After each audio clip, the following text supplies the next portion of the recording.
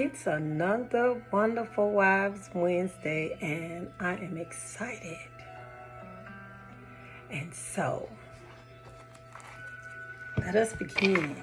I have some nice music playing. It is not my own. And tonight, we're going to talk about I can't tolerate this snoring anymore. So I thought some smooth sleep music would help for tonight. So last week we talked about chapter 10, and this is where he's not who I thought he was, but chapter 11, again, hilarious. Did I marry the wrong guy? By Michelle Stimpson.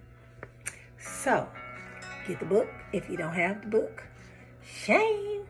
You are missing out. Okay, tonight. She starts out with how she found out that her husband snored.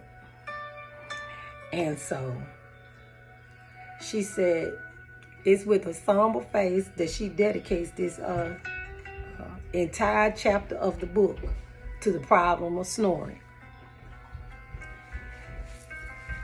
Yes,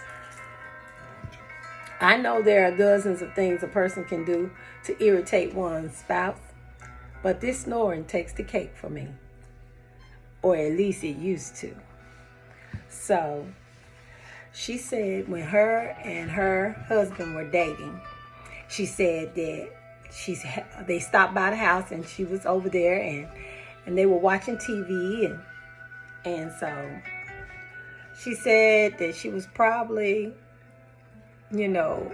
about 35 feet away from this area of the house when she heard this awful sound. She described it as, let me get it. She said, she asked why was the brother in there roaring in the other room. She said, that's not my brother. That's my dad snoring. And she said it wasn't too long after that she found out that her husband, he snored too. She said she ain't heard nothing like that before in her life. And it annoyed her. And she said it got to the point where it was really hard. She said that her husband was annoyed by her waking him up. She turned over. She did all sorts of things to try to get her husband to quit snoring. She said, and I quote, I resented Stevie for snoring.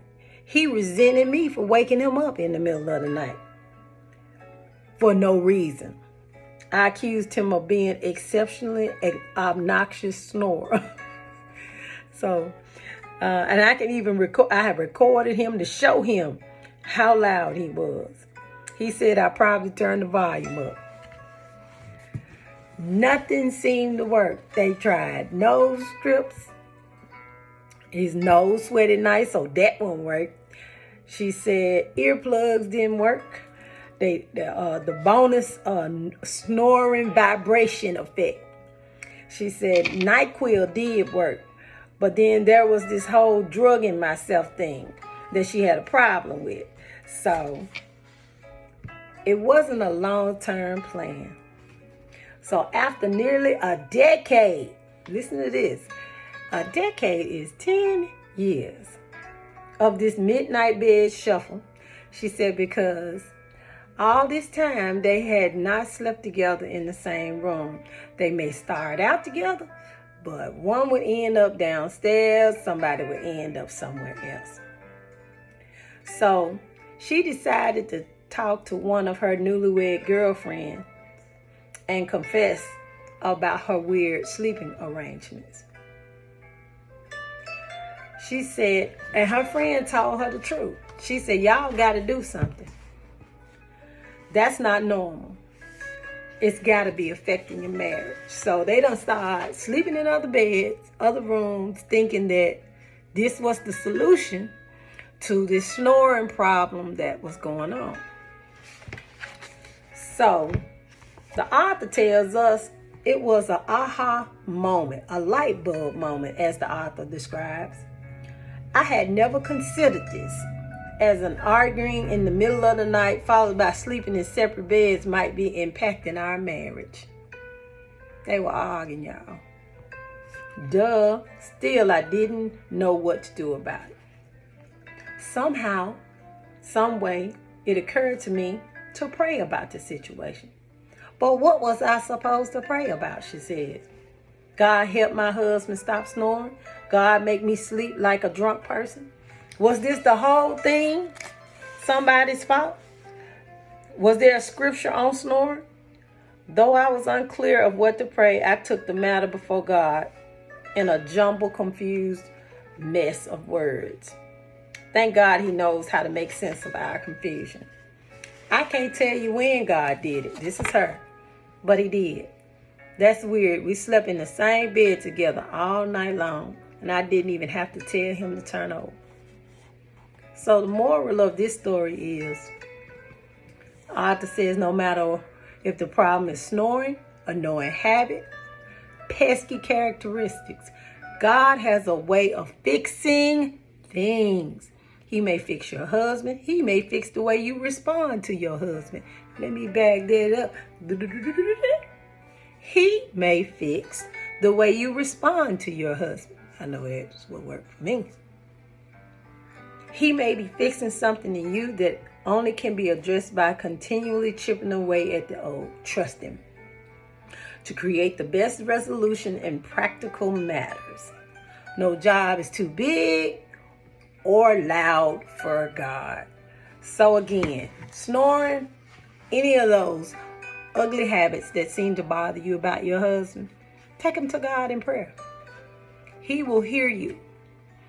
Now, I'll tell you from my standpoint, repentance is what I had to do. When you go before God in prayer, you got to tell him what your faults are and confess.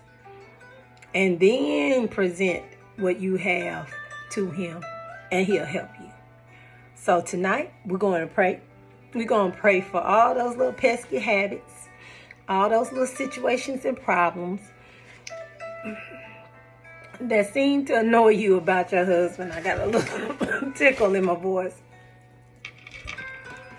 But if it's snoring or whatever, we're going to ask that God will give you the wisdom as a W3, a wonderful wife, a W3 for life, and our God is able to do all things. So we're going to go ahead and pray tonight. Father God, in the name of Jesus, we come before you, humble W3s, Father God, asking you for your help. Father God, continue to anoint us afresh. And as our author so clearly stated on tonight, that any problem that we're having is not too big for you, whether it's snoring, whether it's our husband's habits, whether it's other things, lack of spending of time, whatever the case may be. Father God, you're able to do all things. And Father God, we love you and we thank you and we submit everything unto you. And as our author said, thank you for caring about us so deeply. I'm glad to know I can come to you with everything that concerns me.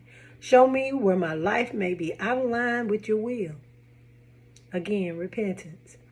I place full confidence in your ability to handle me and the people around me so that in the end, your name will be glorified in Jesus' name, because it's all about God's glory. We will see you next week. All you great W3s and Wonderful Wives Wednesday. Next week, late breaking news, and we're going to talk about chapter 12. I don't think I can do this domestic stuff. Let's see what that is. Let's see how our author handles this little situation. She's been doing a great job so far. Again, Did I marry the wrong guy? No, you didn't. Get the book, Michelle Stimpson. See you next time. Get you some sleep tonight, a peaceful sleep, because you have cast your care on the Lord. And it's going to be all good. Good night, everybody.